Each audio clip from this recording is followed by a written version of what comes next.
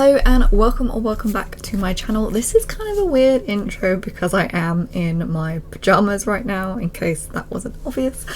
But it is the 1st of October and I have had a heck of a day. So I'm only just starting to read my first book of the month, Such a Fun Age by Kylie Reid. There is a bit of a problem I've been having with my Kobo. I'm not going to be able to show you, but the page numbers are inconsistent when I sideload books. Apparently that's what it's called. But this is only the second one I've done with this. So when I talk about what page number I'm on, it's going to be in relation to everything else. I think it's basically like it sees the pages as, say, A4, and this obviously is an A4. So it's only saying that I've changed page when I get to the end of an A4 page, but it's not A4. So it takes a few pages for it to say them at end of page. I did just finish reading a book that was like that, and it was irritating, to say the least. But anyway, I'm gonna start reading this. I don't know what it's about, and hopefully it's a good time.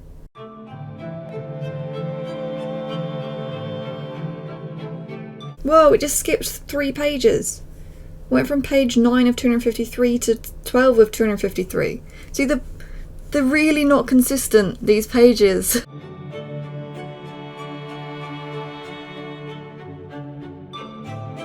Oh my gosh, okay. I'm at page 15 of 253, whatever that means. And I just want to say how great this is. I know it's really early, but I have read a few books recently that had a lot of grammar and spelling mistakes and everything. And so seeing this say an open checkout lane that's the one for 10 items or fewer instead of 10 items or less, which is such a commonly used grammatical mistake to say or less, and it's actually should be or fewer. It's just so good, and it just sort of really makes me think that there are going to be at least a lot fewer mistakes in this than there have been in ones recently. So it is day 2 of Such a Fun Age, and all I managed to read yesterday was chapter 1, but I am loving it so far, and I get a bit of an idea of what it might be about since I haven't read the blurb or anything. Synopsis, nothing I've read about this before reading it. So the story follows Amira, which, by the way, I love the name Amira. There's something about a name that starts with an E, ends in an A, and just has that like look about it. I'm a bit of a name nerd or geek or whatever you want to call me, and I just think it looks beautiful and it sounds beautiful. Oh, that's terribly relevant. So far it starts when she is at a party and she gets a phone call from the people she babysits for. They've got some sort of emergency and they want her to just take the child out of the house for a moment. So she goes and she takes this child out to the grocery store or supermarket, and it is this posh fancy place, like fancy in the Waitrose for the UK people. I don't know what's fancy in the US, but it seems fancy. And you possibly know where this is going already. This child is the whitest child you've ever seen, and as I was expecting, the main character is black. So she's taking this super blonde child to this rich grocery store late at night, and racism ensues, essentially. It's one of those things, I understand why someone might want to be careful that this child might not be the person's child, but the way they go about it is all no. And it's just written so well. I think I said in a little bit earlier, which might make it in or not, is that it is so good reading something where all the grammar and spelling, so far it's only one chapter, is right, and it doesn't look clumsy at all, and it just feels well written, which I haven't had for a few books. So yeah, one chapter in and I'm loving it, and I'm pretty excited. I've got less than half an hour left now. I'd show you my phone, but you probably... Oh, you can read it this time. Got about 28 minutes left of my reading time now, so I am going to get in on it whilst I'm still playing RuneScape. I'm at page 26 of 253, by the way, according to Kobo pages, which isn't correct.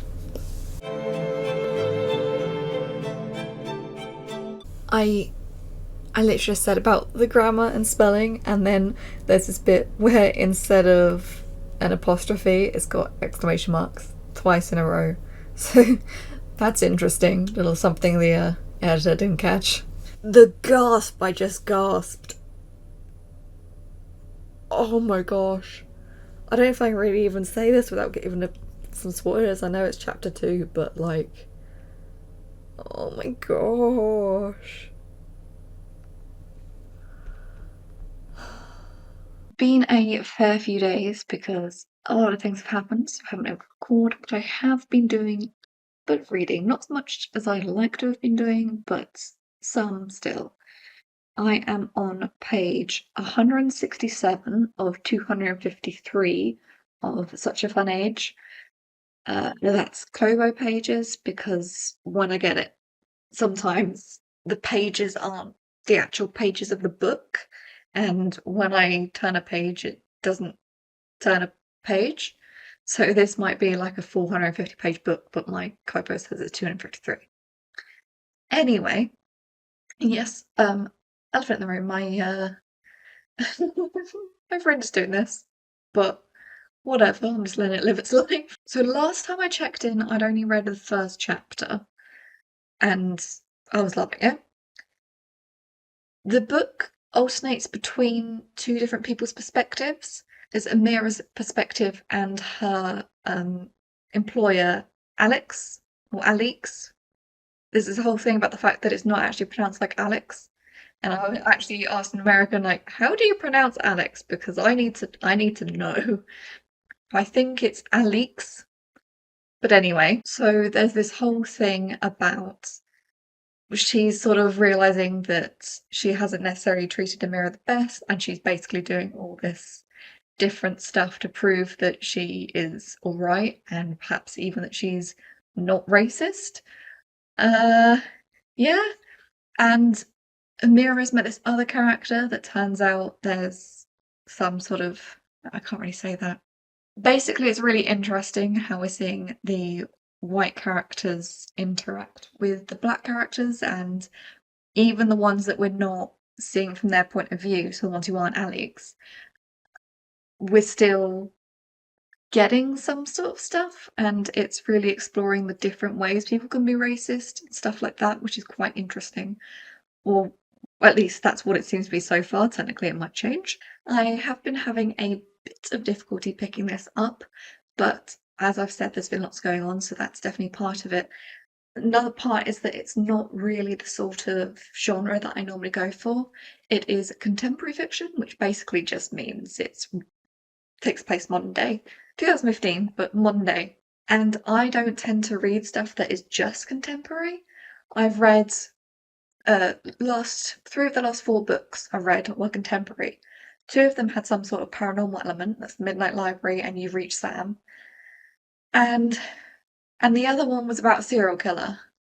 So not quite the same sort of thing as like everyday life contemporary, which I have read in the past because that's what Maeve Binchy writes, and I've read some of those in the past, but not since I've come out of a reading slump. So it's interesting, I guess. Generally speaking, I say fantasy is my genre, so not quite my genre, but I'm still enjoying it. As I've said before, I'm a multi-genre lass, so, it's great fun. So, I have about 900 pages of this left, I believe, so I want to finish this today if I can, but I'm also planning on streaming today, so we will see. Let's get started. Oh, continued.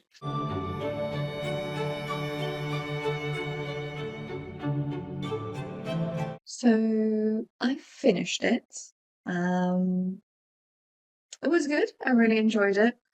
I think it explored everything really nicely, and it got quite sad at a couple of points, and there are quite a lot of points where it's quite uncomfortable because characters were doing things that they really shouldn't have been doing. And it was just like, I want to say, no, don't do that. And obviously that's not possible. I've literally just finished it, so I haven't really had any time to finish my thoughts on it. And I don't want to rate it. I'm bad at rating. I've said this many times before, but I did really enjoy it. I especially enjoyed it for a genre that I don't really dabble into that much. And this is my first book of the month to finish reading, and it is the 6th. It's taken me so long to read it. I haven't checked how long time-wise it's taken me to read it because my Kobo doesn't always track the time depending on how the book is loaded into it. So I tend to write down when I start reading and when I stop reading at times. I just haven't gone through and looked at that because it's taken me 6 days to read it, and that seems like a lot to do right this moment when it is now lunchtime. Yeah, good recommendation.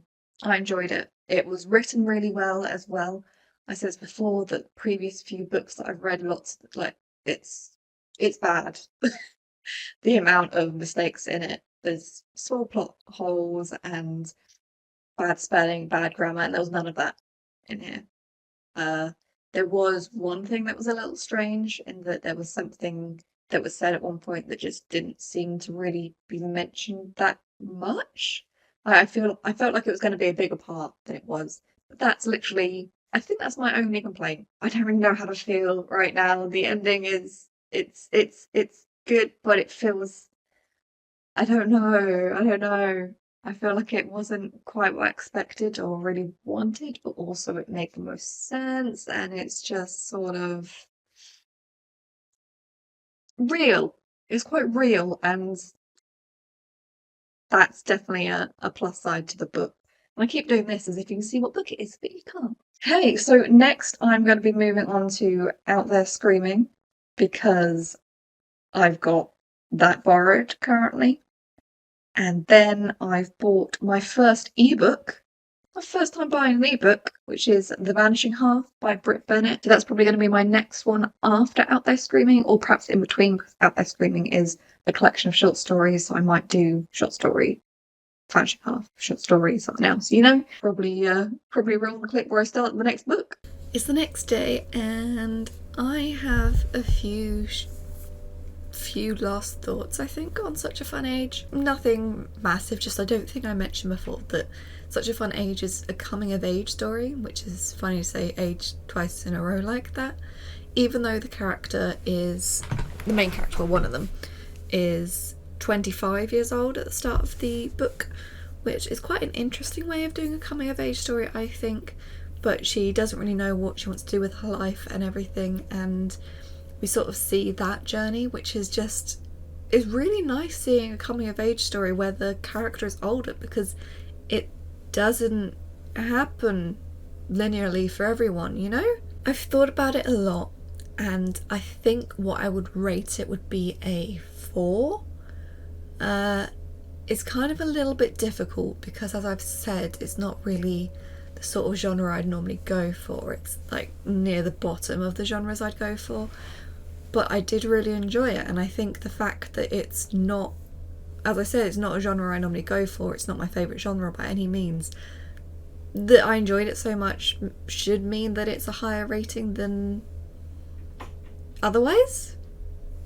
I'm not sure if I'm making sense with that, but I think I am. Now that that's done, I'm on to Out There Screaming, edited by Jordan Peele. It's an anthology of new black horror. It is 299 pages long according to this. I don't know how many stories it is. I do know that it's a bit of horror, so I put it off last night because horror, but I'm being a brave girl now. Oh, there's quite a lot. 1, 2, 3, 4, 5, 6, 7, 8. There are 19 stories. Okay, cool.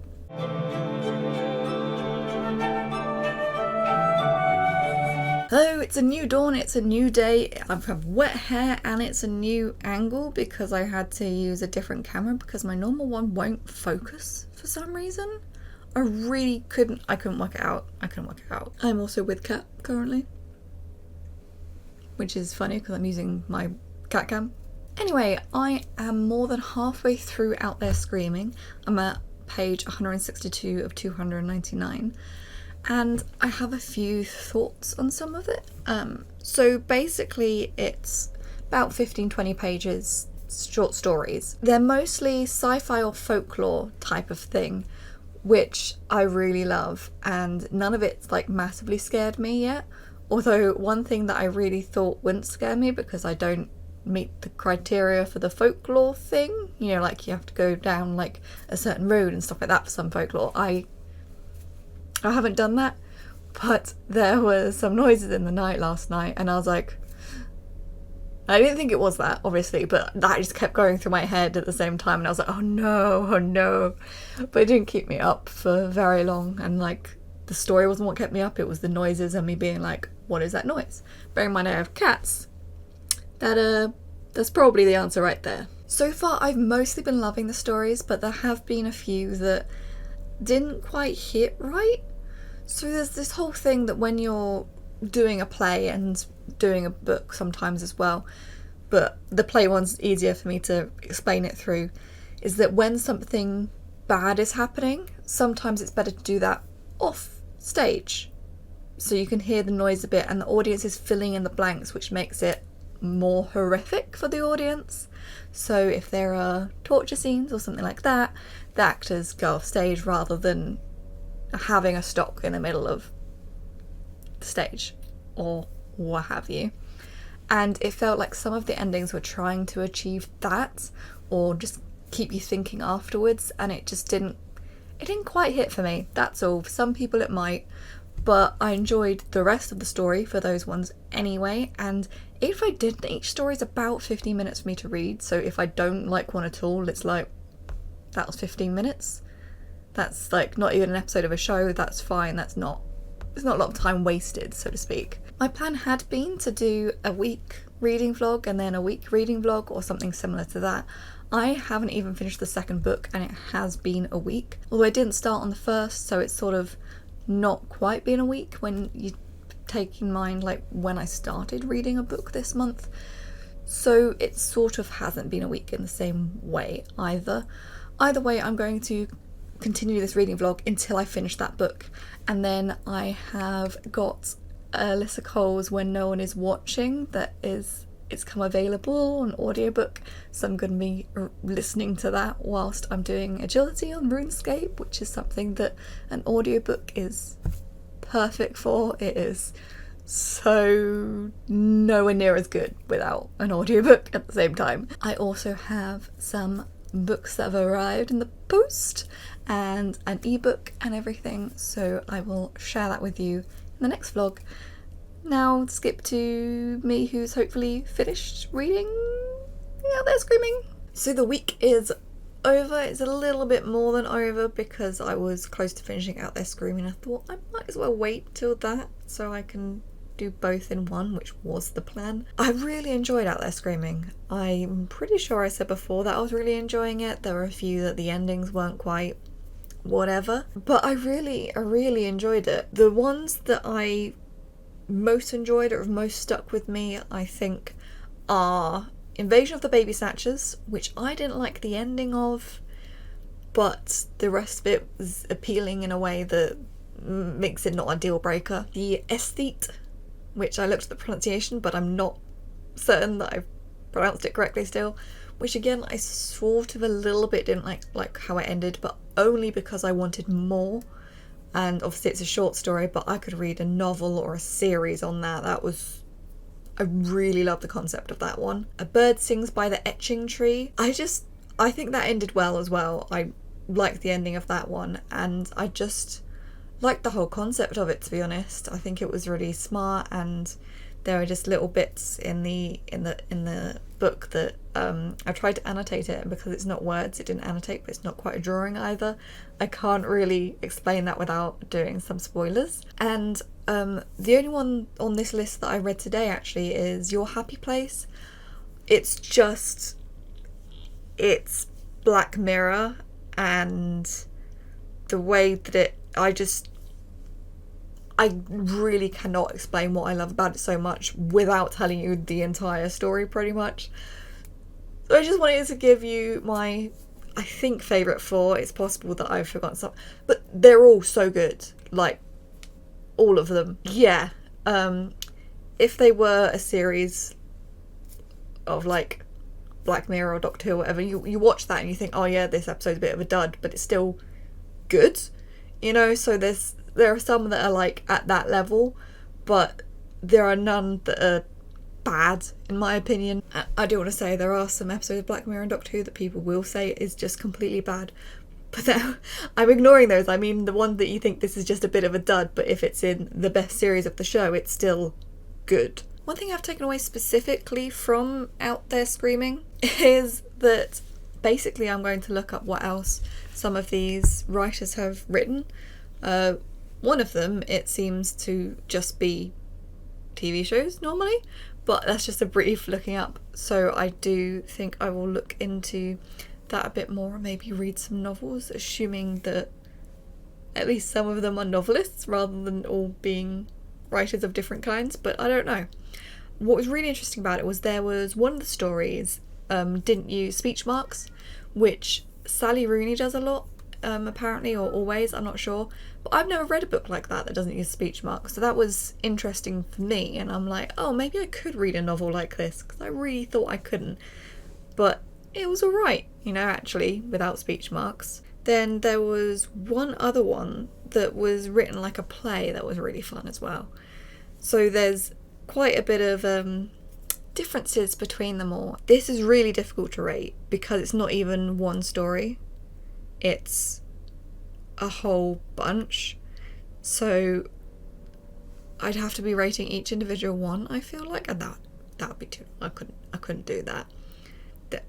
There were definitely ones that were quite uncomfortable to read at times, but that's because they were based in the past during bad things, to say the least. So it's sort of uncomfortable in the way that the stories were meant to be uncomfortable, rather than just oh, this is so awkward, it's written like they should be in love but they're clearly not in love, or, you know, that sort of uncomfortable. Honestly, I'd recommend the entire book.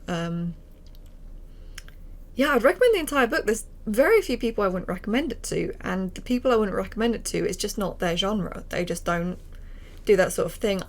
I was worried going into it because it's a horror book and I don't really do horror, but it wasn't the sort of horror that I can't do sort of thing, if that makes sense. I really enjoyed it.